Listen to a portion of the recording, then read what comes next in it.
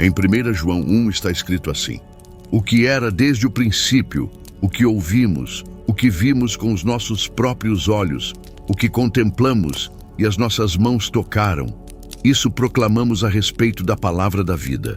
A vida se manifestou, nós a vimos e dela testemunhamos, e vos anunciamos a vida eterna que estava com o Pai e nos foi manifestada. Nós vos proclamamos o que vimos e ouvimos, para que também tenhais comunhão conosco.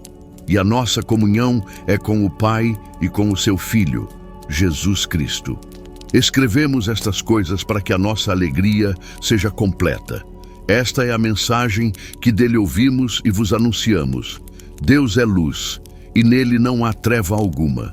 Se afirmarmos que temos comunhão com ele, mas andarmos nas trevas, mentimos e não praticamos a verdade. Mas, se andamos na luz, como ele está na luz, temos comunhão uns com os outros, e o sangue de Jesus, seu Filho, nos purifica de todo pecado. Se dissermos que não temos pecado, enganamo-nos a nós mesmos, e a verdade não está em nós. Se confessarmos os nossos pecados, ele é fiel e justo para nos perdoar os pecados e nos purificar de toda injustiça. Se dissermos que não temos cometido pecado, fazemos dele mentiroso, e a sua palavra não está em nós. Você está diante de uma dor que não se explica, um peso invisível que corrói por dentro, um medo que paralisa e uma culpa que parece não ter fim. E quando você pensa que está sozinho nessa luta, vem a dúvida esmagadora. Será que existe alguém que possa realmente me defender? Alguém que lute por mim quando eu erro? Essa é a guerra silenciosa que muitos enfrentam, sem voz, sem esperança aparente. Mas há algo que pode mudar tudo, um segredo escondido que vai virar seu mundo de cabeça para baixo. Prepare-se para descobrir o poder daquele que não apenas entende sua dor, mas que tomou para si o seu lugar no tribunal divino, um defensor perfeito, justo e implacável. Eles não seguiram uma ideia, não deram a vida por uma filosofia bonita. João começa dizendo que ele viu, ele ouviu, ele tocou. Aquele que estava com o Pai, desde o início de tudo, se tornou carne. João não está contando uma lenda, mas uma experiência física, real e profunda. Ele viveu ao lado do próprio Filho de Deus. Isso muda tudo. O Evangelho começa com essa convicção: Deus se fez tocável. A eternidade se encarnou num corpo humano. Aquela vida que existia antes do tempo se tornou um homem. Jesus não foi uma aparição, um espírito, uma visão. Ele foi alguém com carne, com voz, com sangue correndo nas veias. João viveu com ele, comeu com ele, ouviu sua respiração, sentiu o calor de suas mãos, viu sua lágrima cair quando chorava. Isso é o que ele chama de palavra da vida. A maioria das pessoas humildes que vivem o sofrimento no corpo e na alma não precisa de teorias. Precisa saber se Deus realmente entende a dor de quem tem fome, de quem perde um filho, de quem é traído, humilhado, abandonado. E João está dizendo: sim, Deus entende, porque ele se fez gente e ele se permitiu sentir tudo isso com o corpo que criou. A vida eterna apareceu entre os mortais, e quem olhou para Jesus estava olhando para Deus. Mas por que isso é tão importante? Porque se Deus não tivesse vindo, a gente ia continuar preso em dúvidas e tentando imaginar quem ele era. A religião se tornaria só mais uma tentativa humana de alcançar o céu. Mas o céu desceu. A ponte foi feita de cima para baixo. João está dizendo: eu vi a vida, eu vi Deus. Você que já orou chorando e não teve resposta. Você que acha que Deus está longe demais. João está gritando: ele veio até nós, e a vida que ele trouxe não é uma ideia, é uma pessoa, é o próprio Jesus. E João não quer guardar isso para ele. Ele testemunha, ele anuncia, ele quer que todos tenham acesso a essa vida eterna. Não uma vida sem problemas, mas uma vida com sentido. Não uma vida sem dor, mas uma vida com esperança. E isso só existe em Jesus. Sabe o que isso quer dizer? Que se você está respirando agora, mesmo com dor, mesmo quebrado, ainda dá tempo. A vida foi revelada. A eternidade tocou a terra e ela está sendo anunciada de novo, agora a você. No mundo onde as pessoas andam juntas, mas vivem sozinhas, essa palavra ganha um peso especial: comunhão. João não está falando de estar no mesmo lugar, de frequentar a mesma igreja ou de usar a mesma camisa de ministério. Ele está falando de compartilhar uma vida que começou em Deus e se derramou sobre nós por meio de Cristo. E essa vida, quando é real, transforma os laços entre as pessoas. João não está tentando convencer ninguém com argumentos. Ele está dizendo: eu vi, eu ouvi, eu vivi com ele. Mas por que ele está contando isso? Porque ele quer que outras pessoas entrem na mesma experiência. Ele está abrindo a porta, convidando: venha ter comunhão conosco. Mas essa comunhão não é um clube religioso, não é afinidade de gostos, não é amizade baseada em interesses, é algo mais alto.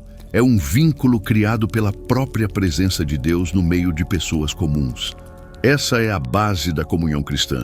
Não é feita por nós, é recebida do alto. João diz: nossa comunhão é com o Pai e com seu Filho. Ou seja, só existe comunhão verdadeira entre os irmãos quando antes existe comunhão com o Pai. Só se ama de verdade o próximo quando se conhece o amor de Deus. Quem não nasceu do alto não consegue se manter unido por muito tempo, porque as feridas vêm, as diferenças aparecem, e sem Deus, até a amizade mais bonita morre com o tempo. A gente vive num tempo de relacionamentos descartáveis, pessoas que só se aproximam enquanto é conveniente, igrejas que parecem clubes sociais, e quando alguém tropeça, vira assunto de grupo e é deixado de lado. João aponta numa direção completamente oposta. Ele diz que a comunhão é resultado de uma experiência com Cristo. É um elo espiritual, não emocional. E onde há comunhão verdadeira, há também cuidado, perdão, verdade e permanência. Mas talvez você diga: eu não tenho isso.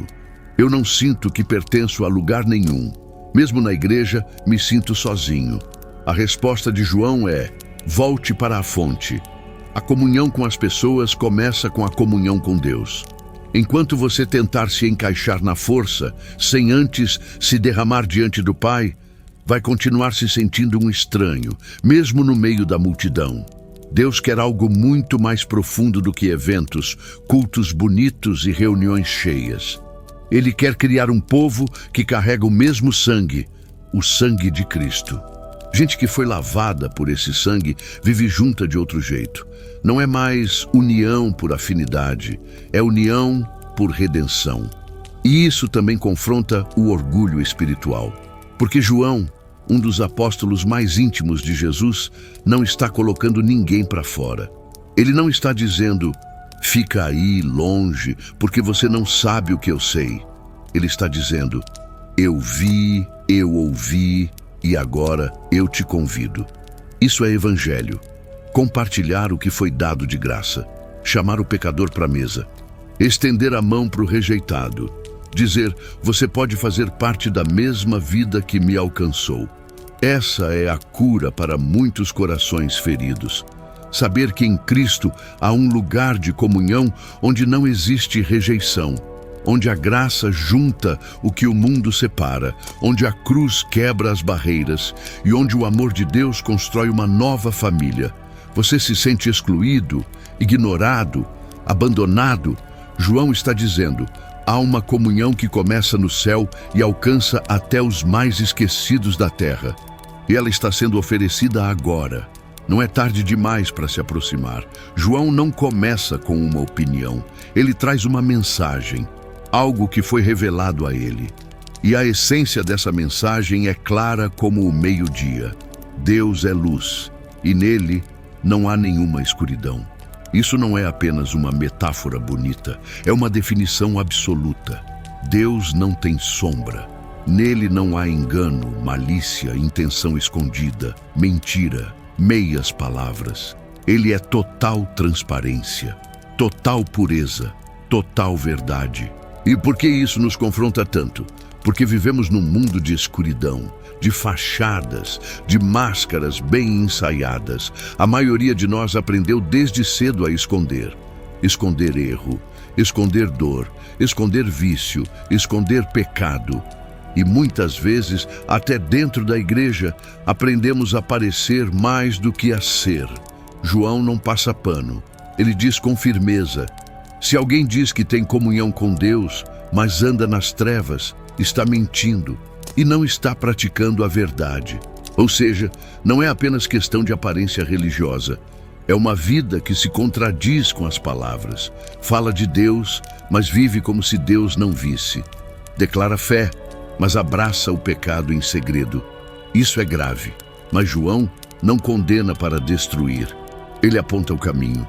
Se andarmos na luz, como Ele está na luz. Andar na luz é viver com o coração exposto diante de Deus.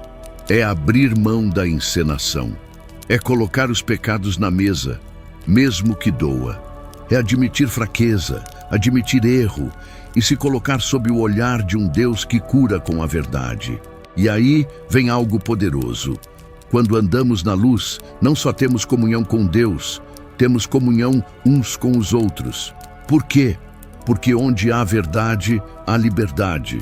Onde há confissão, há restauração. Onde há luz, as máscaras caem e os irmãos se tornam irmãos de verdade.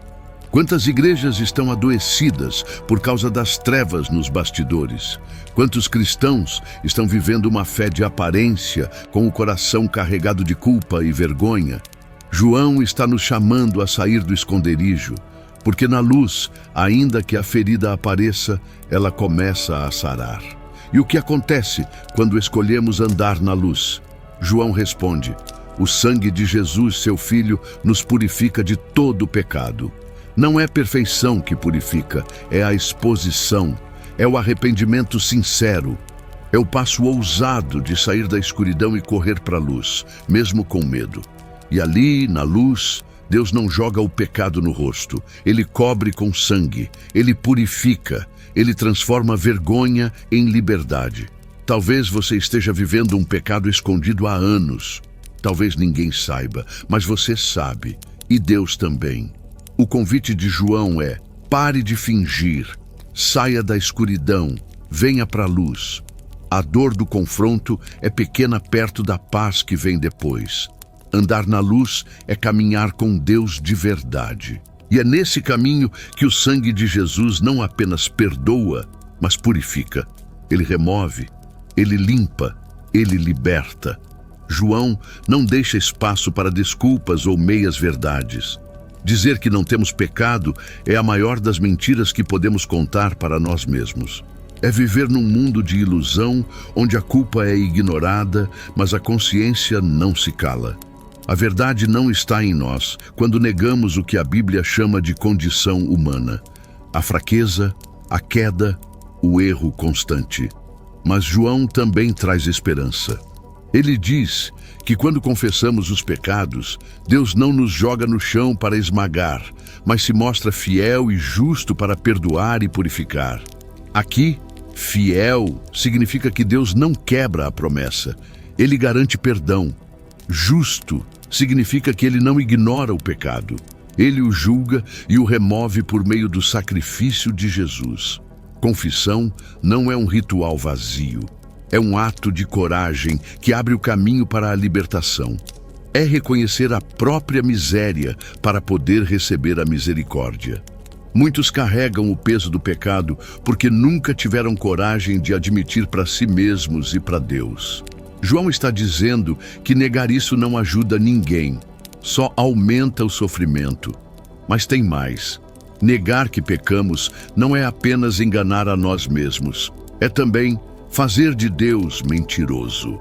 Isso significa que negar o pecado é negar a própria palavra de Deus, que revela nossa condição e nos aponta para a necessidade da cruz.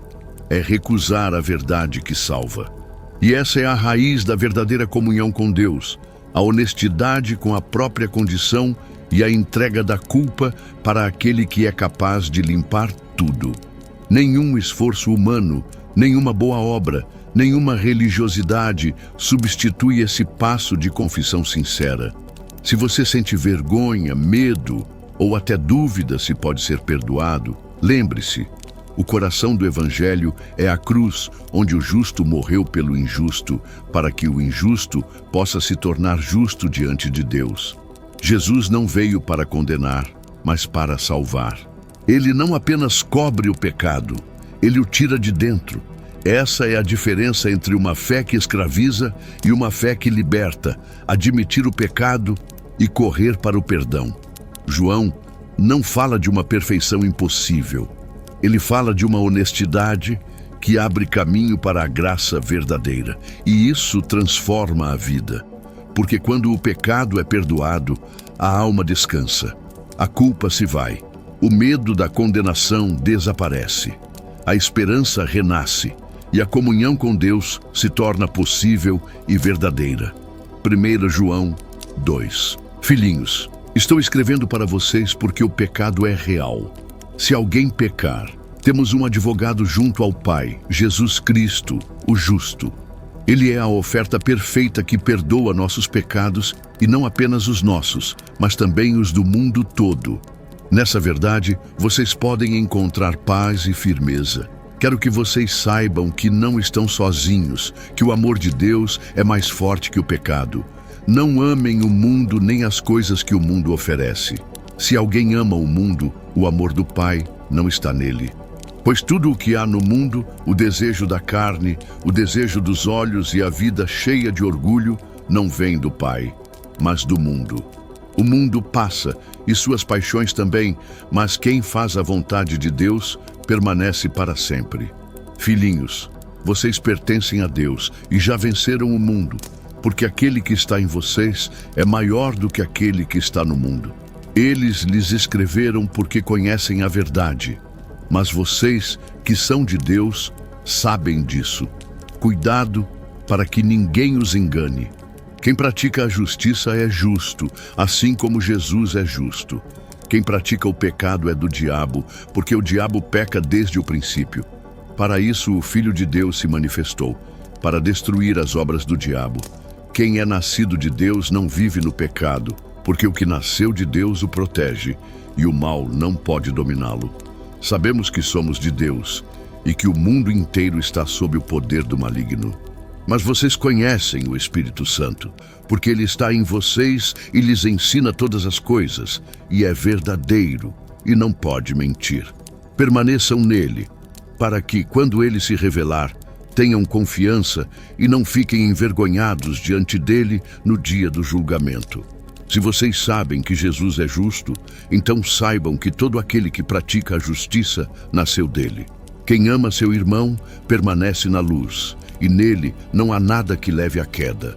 Quem odeia seu irmão está nas trevas e anda nas trevas sem saber para onde vai, porque as trevas o cegaram. Eu lhes escrevi, filhinhos, para que não pequem. Mas, se alguém pecar, temos Jesus, que é nosso advogado junto ao Pai.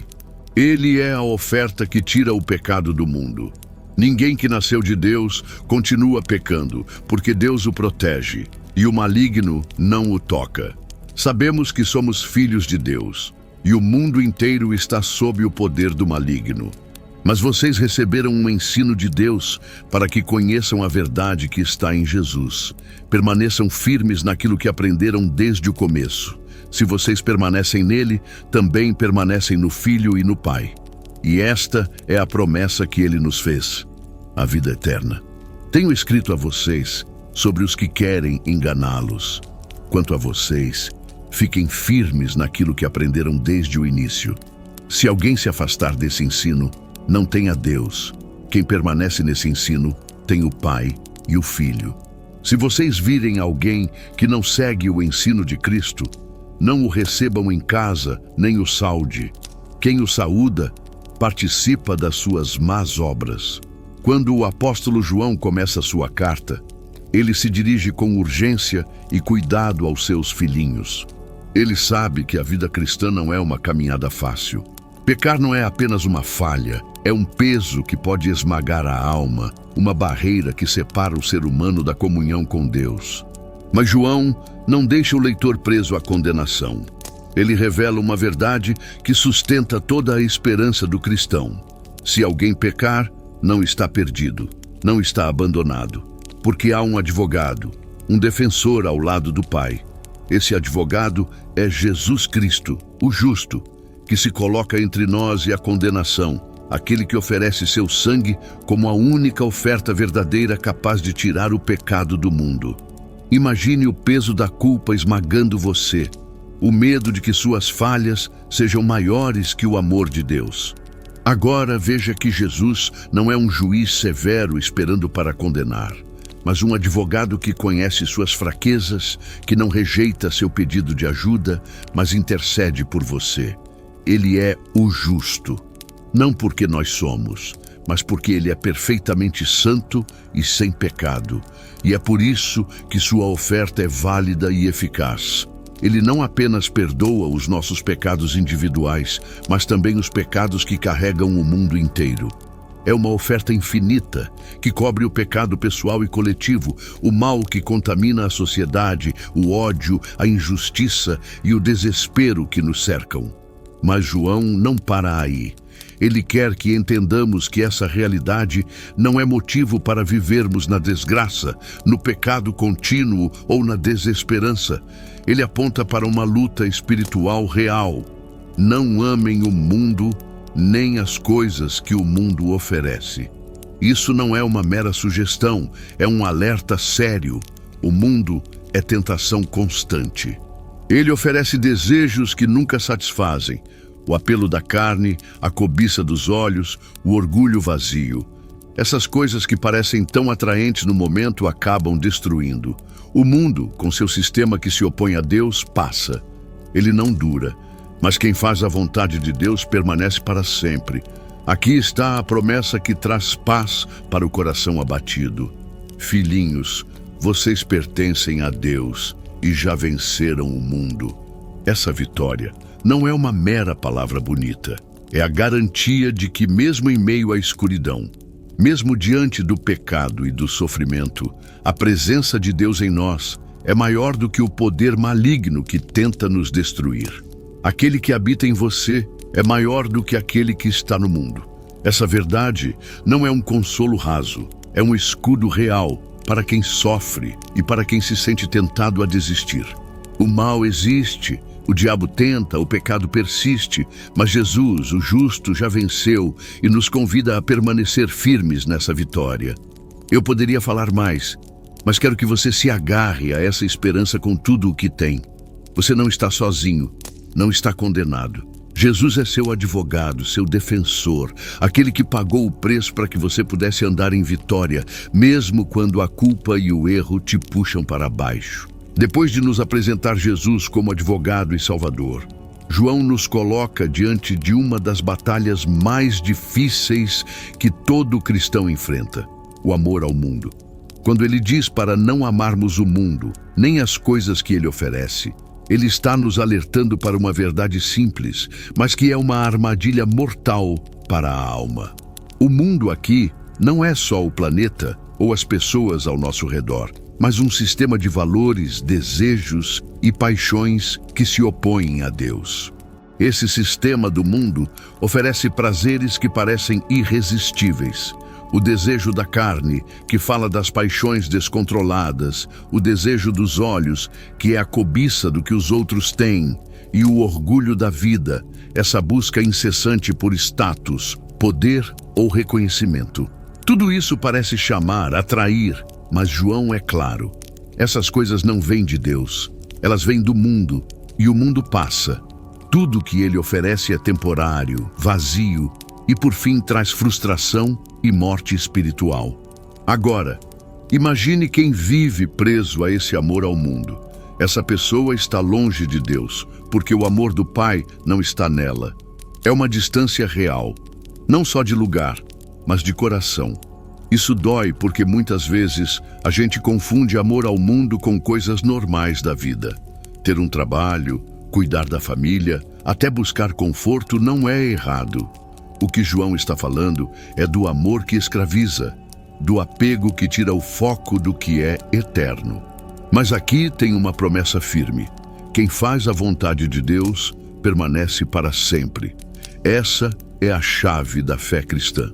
Não importa o que aconteça ao seu redor, a decisão de buscar a vontade de Deus, de andar nos seus caminhos, é o que traz permanência e segurança verdadeira.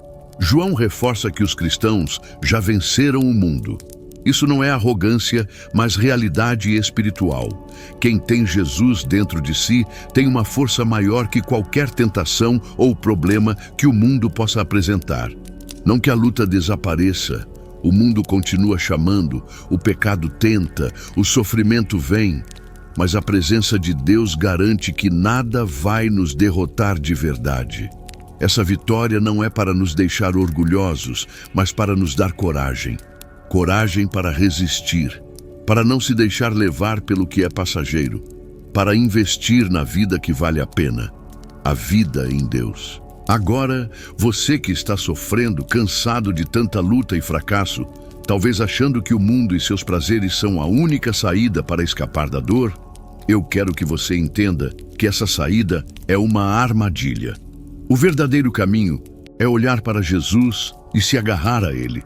O que o mundo oferece é um fogo que queima rápido e deixa cinzas. O que Deus oferece é uma paz que permanece, um amor que não falha.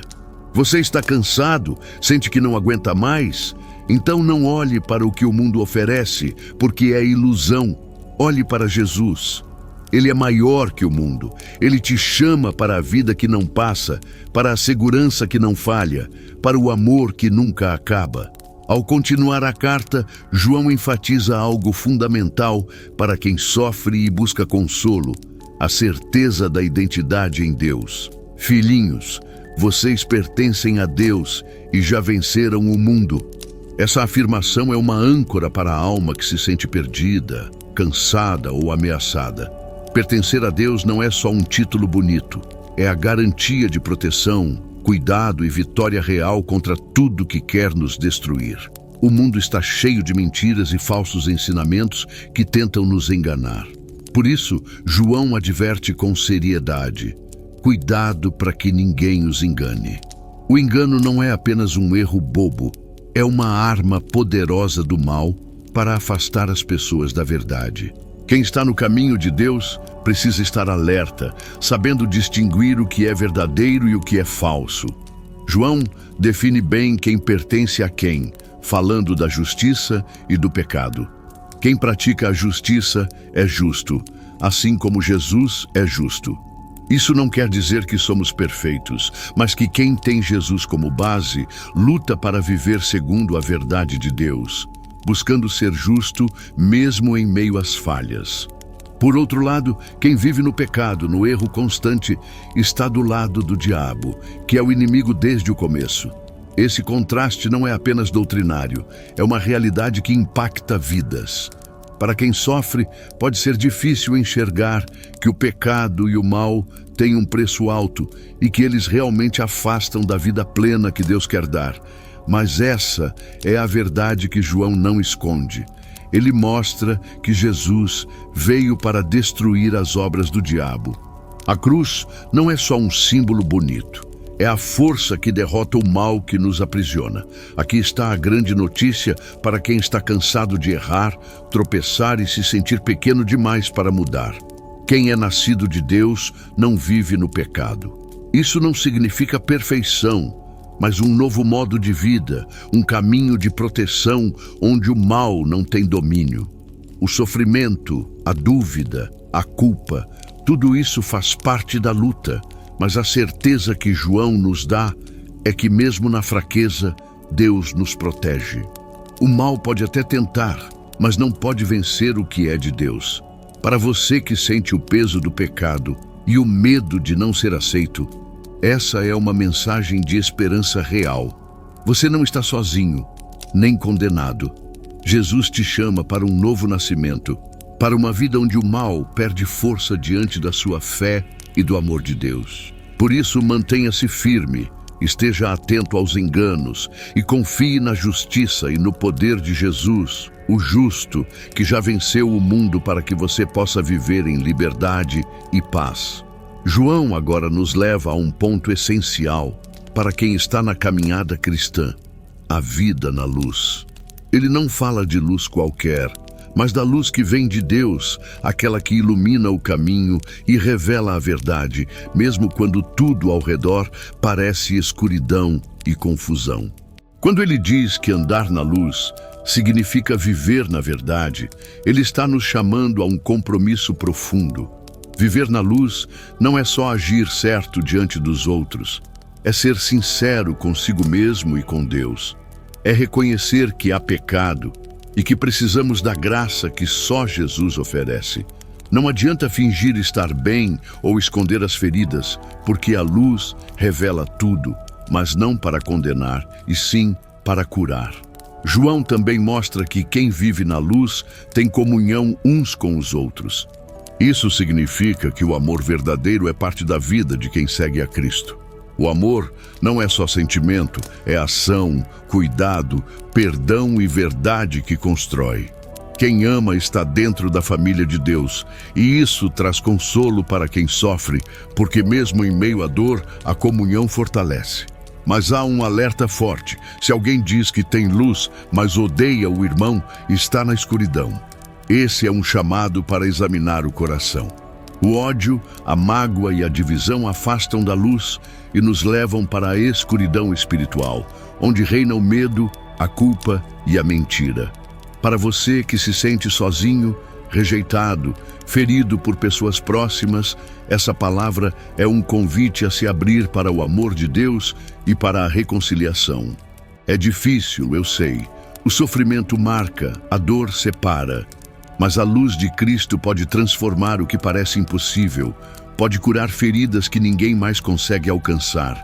E essa luz não é só para hoje, é para a eternidade. João afirma que ao andarmos na luz, temos a certeza da vida eterna. Não é uma promessa vazia, é a realidade para quem escolhe viver em comunhão com Deus, mesmo em meio à luta. Essa certeza traz paz para o coração atribulado. A vida pode ser difícil, o mundo pode tentar apagar a luz, mas aquele que anda na luz tem segurança. Ele pertence a Deus, está protegido e não precisa temer o julgamento. Assim, Wesley, mesmo quando o mundo parece um lugar escuro e frio, lembre-se, Jesus é a luz verdadeira e Ele chama você para caminhar nessa luz, a caminho da vida que nunca se apaga. João traz uma palavra dura, mas necessária para quem quer viver na verdade. Se dissermos que não temos pecado, enganamo-nos a nós mesmos e a verdade não está em nós. Aqui, ele derruba qualquer tentativa de esconder a realidade que nos assola. Todos nós pecamos. Negar isso é como construir uma casa sobre areia, uma base frágil que vai ruir diante da tempestade da vida. Essa confissão não é para nos deixar derrotados ou desesperados, mas para abrir caminho à cura. O pecado, quando oculto, trabalha silencioso, corroendo a alma, trazendo culpa, medo e separação de Deus. João nos lembra que a única saída verdadeira é confessar o pecado, reconhecê-lo diante de Deus. Essa confissão não é um simples ato de palavras, mas um movimento de humildade e entrega. Mas aqui está a esperança que sustenta. Se confessarmos os nossos pecados, Ele é fiel e justo para nos perdoar os pecados e nos purificar de toda injustiça. A fidelidade e justiça de Deus se manifestam no perdão que Ele oferece. Não um perdão condicional, mas um perdão que vem do amor imenso do Pai, manifestado em Jesus Cristo. Esse perdão não apenas limpa o passado, mas também fortalece para o presente e o futuro. Ele nos liberta da culpa que paralisa e nos dá forças para seguir, mesmo quando a caminhada é difícil. Para quem sofre, essa é uma palavra de alívio real. Não é ilusão ou autoajuda barata. é a verdade que vem do céu. O pecado não tem mais domínio se você o entregar a Deus. João não esconde que o pecado ainda existe, que a tentação continua, que a luta é constante. Mas ele mostra que existe um caminho para a vitória. A confissão sincera, o arrependimento real, o abraço da graça divina. Para você que sente o peso do erro, da culpa que não deixa dormir, saiba que não está só. Deus está pronto para perdoar, para restaurar, para te fazer novo. A confissão não é humilhação, é liberdade. E mais, João reforça que temos um grande auxílio nessa luta. Jesus Cristo, o Filho de Deus, que é justo e intercede por nós. Ele não apenas nos oferece perdão, mas está sempre ao nosso lado, defendendo, fortalecendo, segurando nossa mão na batalha contra o pecado. Não importa quão fundo você tenha caído, a misericórdia de Deus é maior. Ela alcança o mais perdido, o mais cansado, o mais quebrado. Você pode recomeçar hoje, com Jesus como advogado, salvador e amigo fiel. 1 João 3. Vede que grande amor nos tem concedido o Pai, para sermos chamados filhos de Deus, e de fato somos filhos de Deus. Por isso, o mundo não nos conhece, porque não conheceu a Ele. Amados, agora somos filhos de Deus, e ainda não se manifestou o que havemos de ser. Sabemos que, quando Ele se manifestar, seremos semelhantes a Ele, porque o veremos como Ele é. E todo aquele que nele tem esta esperança, purifica-se a si mesmo, assim como Ele é puro. Todo aquele que pratica o pecado também pratica a injustiça, e o pecado é injustiça. Sabeis que Ele se manifestou para tirar os pecados, e nele não há pecado. Todo aquele que permanece nele não peca. Todo aquele que peca não o viu nem o conheceu. Filhinhos, ninguém vos engane. Quem pratica a justiça é justo, assim como ele é justo. Quem comete o pecado é do diabo, porque o diabo peca desde o princípio. Para isto, o Filho de Deus se manifestou, para desfazer as obras do diabo. Quem é nascido de Deus não vive praticando o pecado, porque a semente de Deus permanece nele, e não pode continuar pecando porque é nascido de Deus. Nisto se manifestam os filhos de Deus e os filhos do diabo. Todo aquele que não pratica justiça não é de Deus, nem aquele que não ama a seu irmão. Porque esta é a mensagem que ouvistes desde o princípio, que nos amemos uns aos outros, não como Caim, que era do maligno e matou seu irmão. E por que o matou? Porque suas obras eram más e as de seu irmão justas. Não vos maravilheis, irmãos, se o mundo vos odeia. Nós sabemos que já passamos da morte para a vida, porque amamos os irmãos. Quem não ama, permanece na morte. Todo aquele que odeia seu irmão é assassino, e sabeis que nenhum assassino tem a vida eterna permanecendo nele. Nisto, conhecemos o amor, que ele deu a sua vida por nós, e nós devemos dar a vida pelos irmãos. Se alguém tiver bens do mundo e vendo seu irmão necessitado, lhe fechar o coração, como permanecerá nele o amor de Deus? Filhinhos, não amemos de palavra nem de língua, mas por obras e em verdade. Nisto conheceremos que somos da verdade e diante dele tranquilizaremos nosso coração, porque se o coração nos condena, Deus é maior do que o nosso coração e conhece todas as coisas. Amados, se o nosso coração não nos condena, temos confiança para com Deus. E qualquer coisa que pedirmos, dele a receberemos, porque guardamos os seus mandamentos e fazemos as coisas que lhe são agradáveis. Este é o seu mandamento, que creiamos no nome de seu Filho Jesus Cristo e que nos amemos uns aos outros, assim como ele nos ordenou. Quem guarda os seus mandamentos permanece em Deus, e Deus nele. E nisto conhecemos que ele permanece em nós, pelo Espírito que nos deu. A dor é profunda e real. Você sente um vazio que ninguém explica, um silêncio que ecoa dentro do peito. A dúvida corrói. Se sou filho de Deus, por que tanta luta, tanto sofrimento? Por que o mundo me rejeita, me ignora, me odeia? Não é só a dor física ou a tristeza da alma. É o choque de olhar para si mesmo e perceber as falhas, os pecados, a distância que ainda existe entre você e a pureza que Deus chama de filho. Será que é possível ser verdadeiramente filho de Deus e continuar vivendo preso ao pecado? Será que o amor de Deus basta para tirar toda a injustiça que habita em nós? Ou estaremos condenados a repetir erros, a conviver com o mal dentro do nosso coração?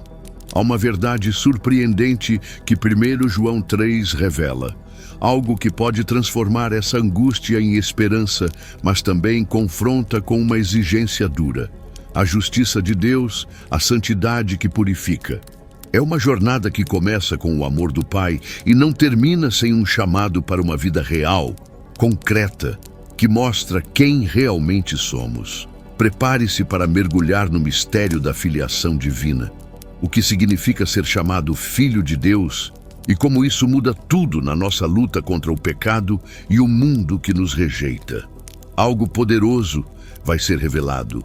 Uma verdade que toca o coração e expõe a alma. Vede que grande amor nos tem concedido o Pai para sermos chamados filhos de Deus. E de fato, somos filhos de Deus. Este versículo é o alicerce da nossa identidade e esperança. Deus, o Pai soberano, nos amou de tal maneira que nos chamou para um lugar que é só dele, sermos seus filhos. Mas aqui não há apenas um título vazio ou um rótulo religioso. Ser chamado filho de Deus é um ato de graça incomparável, que transforma tudo em nossa vida. Imagine quem você era antes desse chamado. Um ser perdido, marcado pelo pecado, excluído da comunhão com Deus, sujeito à condenação eterna. E de repente o Pai estende a mão e diz: "Você é meu filho, minha filha." Não por mérito seu, mas por puro amor. Um amor que é a base da nossa existência cristã, que nos dá valor e esperança mesmo no meio do sofrimento. Mas esse amor não é só conforto doce, é um amor que confronta, porque o mundo, esse sistema que vive contra Deus, não reconhece nem aceita essa nova identidade. O texto diz claramente: o mundo não nos conhece porque não conheceu a Ele. Você, que foi tocado pelo amor do Pai, vai sentir na pele a rejeição, o desprezo, o isolamento. Isso é real e dói. Aqui está um desafio para quem sofre. Entender que a rejeição do mundo não é um sinal de fracasso, mas o preço de pertencer a Deus. Quando o mundo não reconhece quem você é, isso confirma sua filiação divina. É um paradoxo que pode trazer paz ao coração atribulado. Você é filho de Deus, mesmo que ninguém mais veja isso. E mais que isso, essa certeza deve ser o combustível para a sua esperança. Essa esperança não é uma ilusão, mas uma âncora firme. Deus não apenas nos chama filhos, Ele promete que seremos semelhantes a Jesus quando Ele se manifestar. Essa promessa é a luz no fim do túnel para quem vive dias escuros. A transformação completa virá. Até lá, somos chamados a viver no meio do mundo, amados e rejeitados, purificados e em luta contra o pecado. O amor do Pai nos chama para mais do que um título. Ele nos chama para uma vida nova, uma vida marcada pela pureza, pela justiça, pelo amor verdadeiro. Esse amor poderoso que nos chamou não vai nos abandonar no caminho. Ele é o começo e o fim da nossa esperança. Amados, agora somos filhos de Deus e ainda não se manifestou o que havemos de ser. Sabemos que, quando Ele se manifestar, seremos semelhantes a Ele, porque o veremos como Ele é. Aqui encontramos uma verdade que pode acalmar muitos corações aflitos. Somos filhos de Deus, isso é certo e firme. Mas ainda há algo por vir. Algo que não foi totalmente revelado a nós. O que realmente seremos. Vivemos uma vida de expectativa, de esperança ansiosa. Pense naquilo que você mais deseja para a sua vida, para a sua alma, para a sua família. Talvez seja paz que não seja passageira, cura que dure, justiça verdadeira, uma vida sem dor, sem sofrimento. 1 João diz que ainda não se manifestou o que havemos de ser. uma promessa que vai além da vida presente, além do que os olhos humanos podem ver. A grande esperança é que no dia da manifestação de Cristo seremos semelhantes a Ele.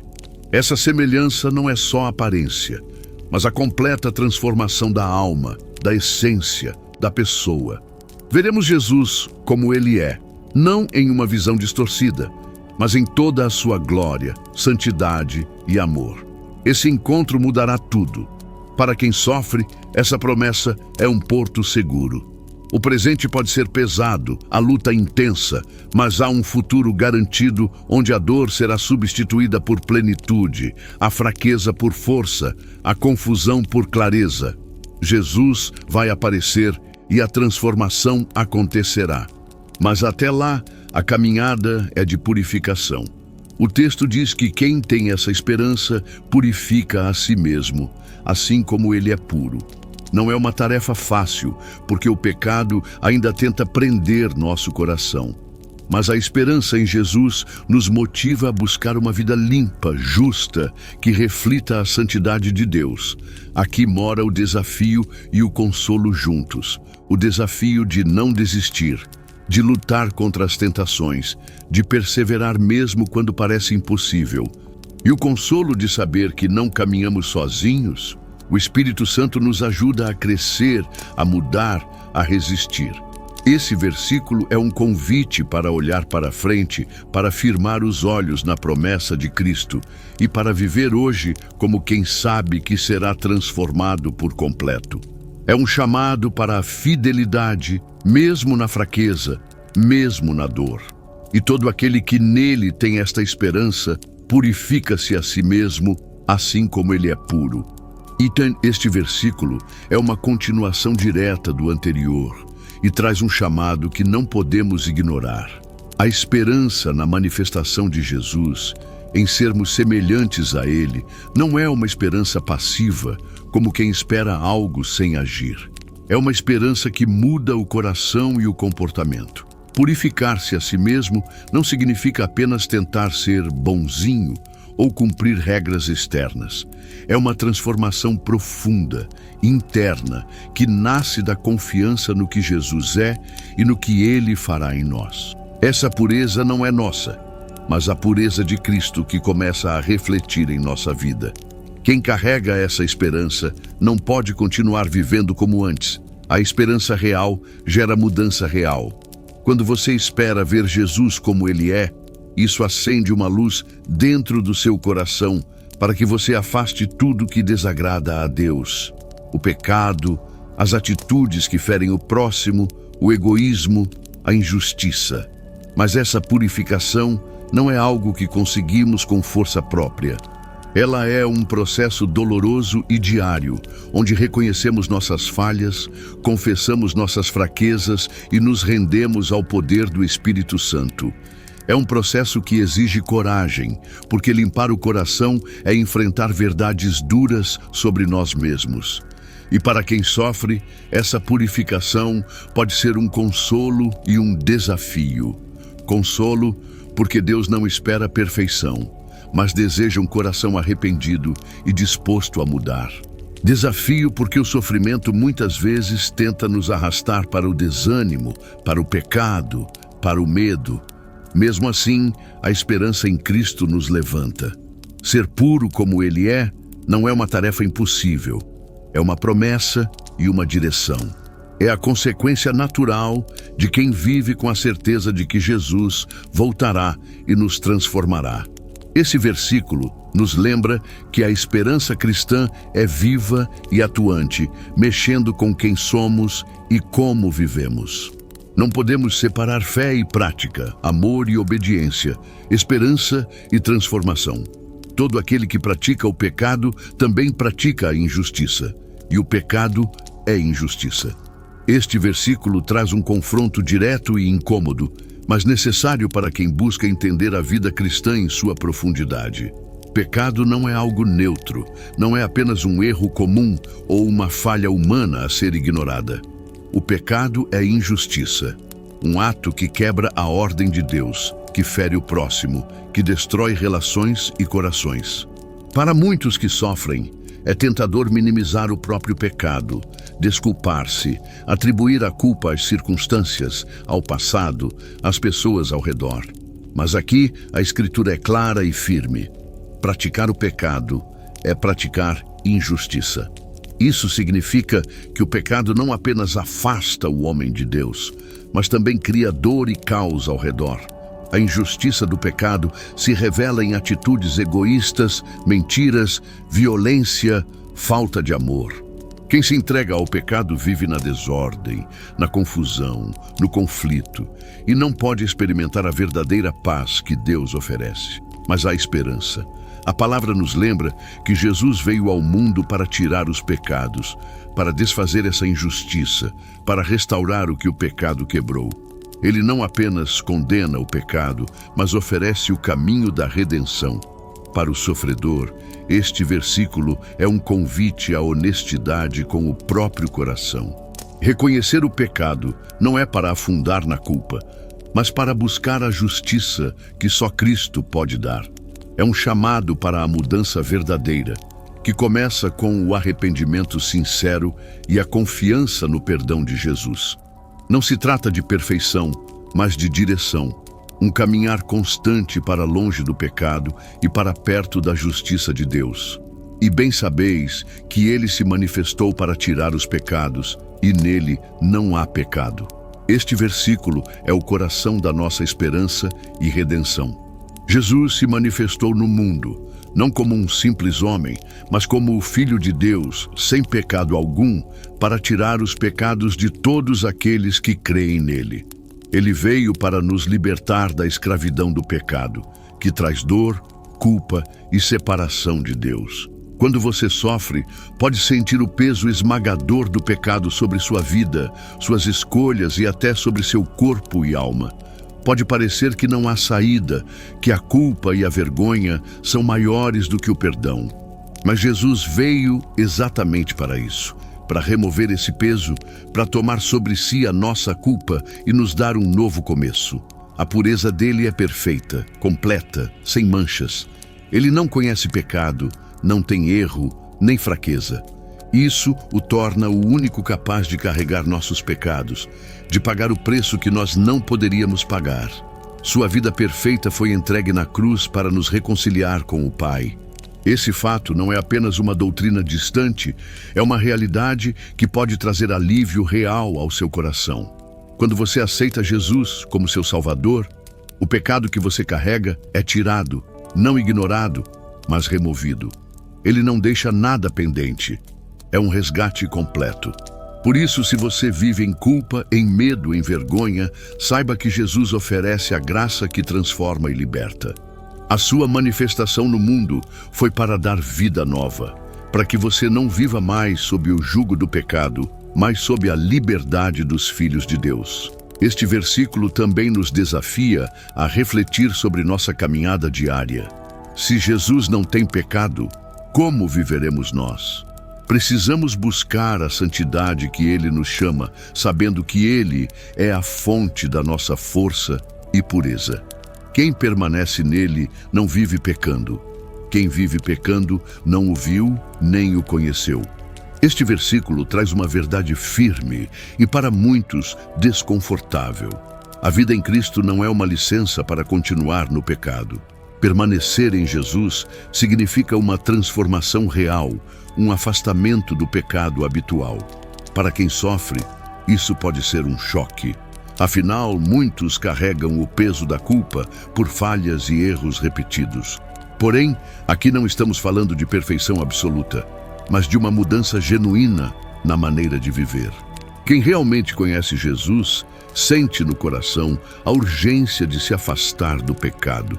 O pecado não é mais um modo de vida confortável, mas um inimigo a ser combatido. Isso não significa que não haverá queda, mas que o desejo de pecar perde seu domínio.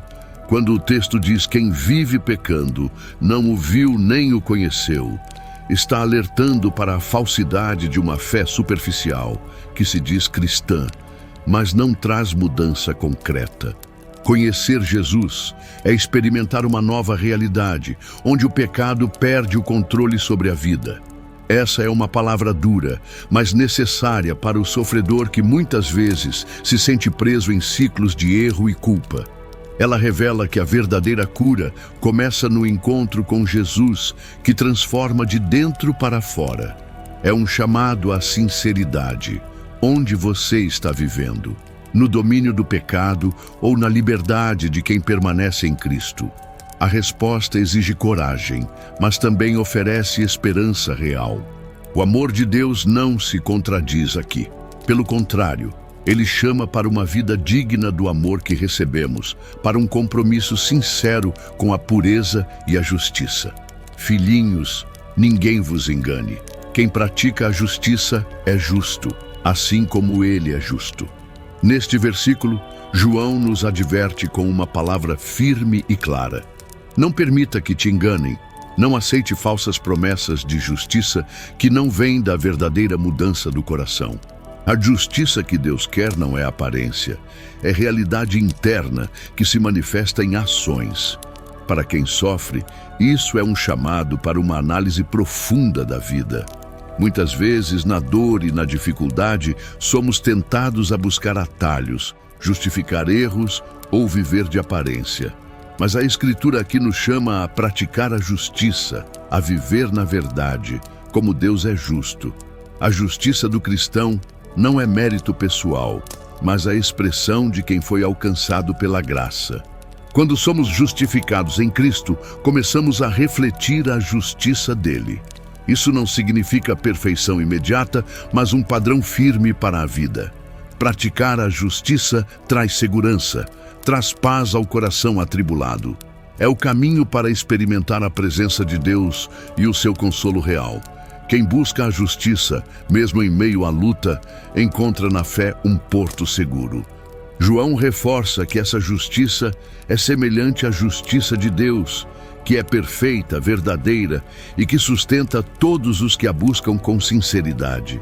Aquele que pratica o pecado é do diabo, porque o diabo anda pecando desde o princípio. Para isso, o Filho de Deus se manifestou, para destruir as obras do diabo. Aqui, João nos dá uma explicação clara e poderosa sobre a origem do pecado e a missão de Jesus. Pecado não é algo que surgiu por acaso ou algo pequeno. Ele tem uma raiz maligna profunda, que está no próprio diabo, que desde o começo da história da humanidade tem andado no erro e na maldade. Para quem sofre, isso ajuda a entender que o sofrimento causado pelo pecado não é apenas um problema pessoal ou social, mas parte de uma batalha espiritual real. O diabo trabalha para manter o mundo preso no pecado, no medo e na destruição. Mas Jesus, o Filho de Deus, se manifestou justamente para derrotar esse mal. Ele veio para destruir as obras do diabo, ou seja, para quebrar as correntes do pecado, da mentira e da morte que ele espalha. Essa é a boa notícia para quem vive no meio da dor e da confusão. Não estamos sozinhos e o mal não tem a última palavra. Jesus tem poder para libertar, transformar e renovar. É um convite para confiar no poder de Cristo, que não apenas promete paz, mas luta ativamente contra tudo que nos afasta de Deus. Essa verdade deve nos dar coragem para resistir ao pecado e perseverar, mesmo quando a batalha parece dura. Ninguém que é nascido de Deus pratica o pecado, porque a semente de Deus permanece nele, e não pode continuar pecando, porque é nascido de Deus. Este versículo fala da transformação radical que ocorre em quem nasce de Deus. A semente de Deus simboliza a nova vida, o novo princípio que Deus planta no coração do crente. Essa vida nova é incompatível com o pecado que domina e corrói, pois quem nasce de Deus recebe poder para resistir e vencer o pecado. Para quem sofre, essa promessa é uma luz no meio da escuridão. Mesmo que o passado esteja cheio de erros, mesmo que a culpa e a vergonha pesem, nascer de Deus significa começar algo novo, um processo onde o pecado perde o domínio. Não é uma perfeição instantânea, mas uma nova tendência, um caminho em direção à santidade. Esse versículo não ignora a luta diária contra a tentação, mas afirma que há uma mudança essencial, uma força sobrenatural que vem de Deus, que atua no interior para impedir que o pecado continue sendo o padrão da vida. A transformação que Deus opera não é apenas para o agora, mas para toda a vida. Ela cria uma identidade nova que resiste ao pecado porque sabe que pertence a Deus.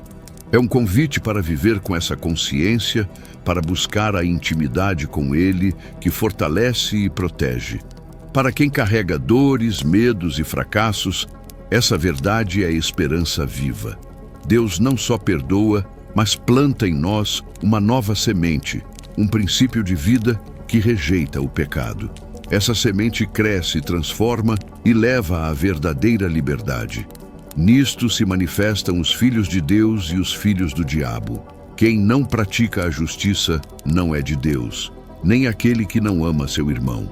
Este versículo expõe um contraste decisivo para a nossa vida espiritual. A verdadeira identidade dos filhos de Deus se revela pelo que praticam e pelo amor que demonstram. Não basta professar fé, é preciso viver essa fé em justiça e amor. Para quem sofre, essa mensagem pode ser um desafio e uma esperança.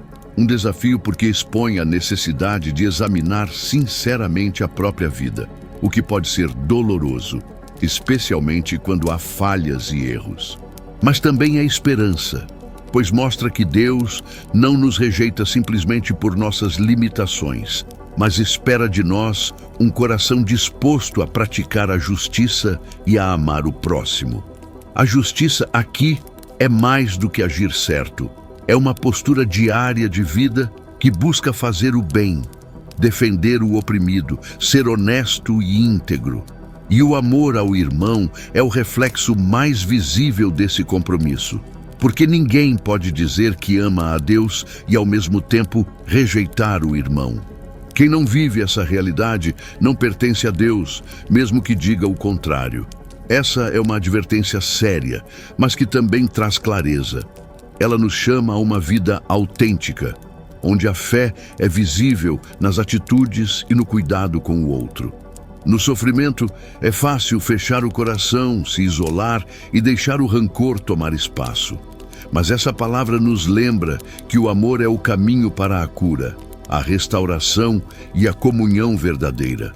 Deus nos chama para sermos seus filhos, e isso se manifesta na justiça e no amor. Nada menos que isso, porque esta é a mensagem que ouvistes desde o princípio, que nos amemos uns aos outros.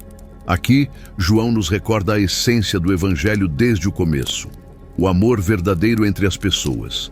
Amar não é uma ideia vaga ou um sentimento passageiro, mas um mandamento claro, repetido desde o início da fé cristã. Para quem sofre, essa palavra é um chamado poderoso e urgente. Muitas vezes a dor nos fecha, nos isola e nos faz sentir invisíveis ou rejeitados. Mas essa mensagem nos lembra que o amor é a base da comunidade, o remédio para a solidão e a fonte de força para continuar. Amar o próximo, especialmente quando esse próximo é difícil, quando nos feriu ou quando também sofre, é uma missão difícil, mas essencial. É o amor que une, que constrói pontes e que traz cura. João nos mostra que esse amor é mais do que um dever moral. É a marca dos que ouviram e receberam a mensagem de Cristo. O amor é a prova viva de que pertencemos a Deus e caminhamos na luz dele. O desafio é real para quem está ferido. O amor pode parecer impossível, pode exigir perdoar e estender a mão mesmo quando o coração está pesado. Mas é nesse amor que encontramos o verdadeiro consolo e a verdadeira libertação. O cristianismo não é apenas um conjunto de regras ou uma doutrina distante. É um convite para viver o amor que Deus nos mostrou, para sermos canais desse amor no mundo. Não como Caim, que era do maligno e matou seu irmão. E por que o matou? Porque suas obras eram más e as do irmão justas. Este versículo traz uma das histórias mais duras e dolorosas das Escrituras. A de Caim, o primeiro homicida que matou seu próprio irmão Abel. João usa essa lembrança para mostrar a profundidade do mal que pode habitar no coração humano quando ele se afasta de Deus. Para quem sofre, essa palavra pode parecer pesada demais, mas ela é uma chamada urgente para refletir sobre as consequências do ódio, da inveja e do rancor. O pecado não é apenas um erro ou uma fraqueza. É uma força destrutiva que pode levar ao mal extremo, até mesmo à violência contra aqueles que deveriam ser amados. Caim matou Abel porque não suportava a justiça dele, porque a vida justa do irmão confrontava a sua própria maldade. Isso mostra como o pecado alimenta o ressentimento e a rejeição do bem, gerando violência e morte espiritual. Porém, o que João quer que entendamos não é apenas a tragédia do assassinato, mas a realidade espiritual por trás dele. Quem age assim está do lado do maligno, afastado do amor de Deus. Essa palavra serve de alerta para quem vive em conflitos, ressentimentos ou mágoas profundas. O caminho do pecado e do ódio não leva a nada além de destruição e sofrimento. Mas há uma saída: o arrependimento e o amor verdadeiro. Jesus veio para transformar corações, como o de Caim, para oferecer perdão e para nos ensinar a amar como ele amou. Para quem sofre, essa passagem lembra que o amor é um escudo contra o mal. Amar o próximo, mesmo quando difícil, é resistir ao maligno e caminhar na luz de Deus. Não vos maravilheis, irmãos, se o mundo vos odeia. Aqui João nos prepara para uma verdade que pode ser difícil de aceitar, especialmente para quem está sofrendo: o ódio do mundo contra os filhos de Deus. Este versículo não é para causar medo, mas para trazer realismo e consolo. O mundo, que vive afastado da luz e da verdade de Deus, naturalmente rejeita quem escolhe viver de acordo com os princípios divinos. O ódio não é surpresa, mas consequência do conflito entre o bem e o mal, entre a justiça e a injustiça. Para o cristão que sofre, esta palavra traz um conforto paradoxal. A rejeição e a perseguição não são sinais de fracasso, mas de fidelidade. Jesus mesmo foi odiado e rejeitado por este mundo, e seus seguidores devem estar preparados para a mesma experiência. Essa realidade ajuda a entender que a dor, o desprezo e o sofrimento por causa da fé não são castigos, mas parte do caminho de quem quer seguir a Jesus de verdade. João quer fortalecer o coração do crente para que não desanime diante do ódio e da oposição. Saber que não estamos sozinhos, que Cristo enfrentou o mesmo e venceu, traz coragem para perseverar. O sofrimento pode ser profundo, mas o amor de Deus é maior. Essa verdade é âncora para o coração atribulado. O mundo pode odiar, mas Deus nunca a abandona. Nós sabemos que já passamos da morte para a vida, porque amamos os irmãos. Quem não ama, permanece na morte. Neste versículo, João nos mostra um sinal claro de que a verdadeira vida está em Deus, o amor aos irmãos. Amar não é um sentimento qualquer. É a evidência de que a morte espiritual foi vencida e que a vida nova que Jesus nos dá está presente. Para quem vive no sofrimento, essa palavra traz esperança e direção. Mesmo em meio à dor, o amor é o que nos conecta com a vida que Deus oferece. A ausência desse amor, ao contrário, é sinal de que algo está errado, que o coração ainda está preso à morte espiritual. João fala da vida em Deus como uma passagem real, uma transformação que acontece em quem aceita Jesus. Amar o próximo, especialmente em meio à luta e à dor, é um reflexo dessa nova vida. Essa verdade serve como desafio e consolo. Desafio para não permitir que o sofrimento endureça o coração. Consolo para saber que o amor é a força que nos mantém vivos em Cristo. Quem permanece sem amor está, de fato, ainda na morte, vivendo distante da verdadeira esperança. Mas para quem ama, mesmo nos momentos difíceis, há uma promessa segura de vida eterna. O amor aos irmãos é a prova visível da mudança que Deus opera em nós. Ele não só transforma nossa situação, mas nos dá um novo jeito de viver. Um coração que quer o bem do outro. Quem odeia seu irmão é assassino. E sabe que todo assassino não tem vida eterna permanecendo nele. Este versículo mostra o peso real do ódio no coração humano. João não está falando de um ódio superficial, mas de uma atitude profunda e destrutiva, comparando-a a um assassinato, porque o ódio gera morte, morte espiritual, morte na comunhão com Deus. Para quem sofre, essa palavra pode parecer dura, mas é uma chamada para a consciência e a transformação. O ódio corrói, destrói, impede que o amor de Deus habite no coração. Quem odeia vive na sombra da morte, distante da vida eterna que Deus oferece. Esse aviso nos confronta diretamente com o que o pecado faz dentro de nós. O sofrimento muitas vezes alimenta mágoas e ressentimentos, mas Deus quer que essas feridas sejam curadas pelo amor e pelo perdão, não pelo ódio. Jesus, na cruz, nos mostrou o contrário do ódio. Um amor que perdoa e reconcilia, mesmo diante da rejeição e da violência. Essa é a vida que Deus quer plantar em nossos corações, para que não sejamos mais escravos do ódio, mas filhos da paz. O convite é claro: abandonar o ódio, buscar a reconciliação, amar como Cristo amou. Isso traz vida, cura e esperança, mesmo nos momentos mais difíceis. Nisto conhecemos o amor, que Cristo deu a sua vida por nós, e nós devemos dar a vida pelos irmãos. Este versículo revela a essência do amor cristão, um amor que não é apenas sentimento, mas ação concreta e sacrifício.